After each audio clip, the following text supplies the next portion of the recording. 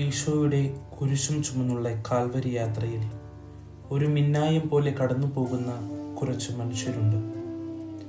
നിർബന്ധം കൊണ്ട് കുരിശു ചുമക്കുന്ന ഒരു ശിമയോൻ, ഓർസലേം തെരുവ് വീതിയിലെ ഒരു കൂട്ടം സ്ത്രീകൾ, ഇവൻ യഥാർത്ഥത്തിൽ നീതിമാനായിരുന്നു എന്ന് വിളിച്ചു പറയുന്ന ഒരു ശതാധിപൻ.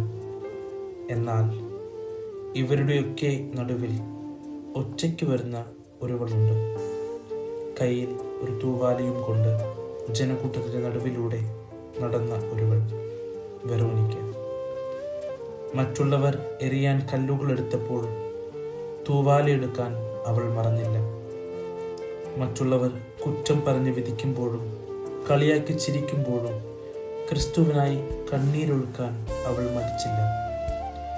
കുറ്റം വിധിക്കുമ്പോഴും ആശ്വസിപ്പിക്കാൻ അവൾ ഭയന്നില്ല.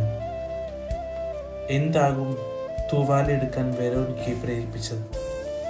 ചിലപ്പോൾ അവളുടെ കണ്ണുനീർ തുടയ്ക്കാൻ ഒരിക്കൽ ക്രിസ്തുവും ഒരു സ്നേഹ തൂവാലയായി മാറിയിട്ടുണ്ടാകും.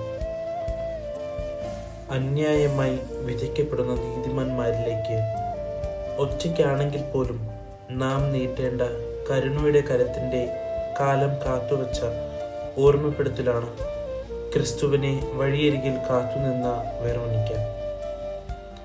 ദൈവമേ, അന്യായമായി വിധിക്കപ്പെടുന്ന നീതിമാന്മാരിലേക്ക് ഒരു വെറോനിക്കയാകാൻ അങ്ങ് സഹായിക്കണമേ. ക്ലേശത്തിൻ്റെ കാൽവരി യാത്രയിലും ആശ്വാസത്തിൻ്റെ സ്നേഹത്തൂവാലയുമായി വരുന്ന വെറോനിക്കമാരെ അങ്ങ് എനിക്കായും ഒരുക്കണമേ. ആമേൻ.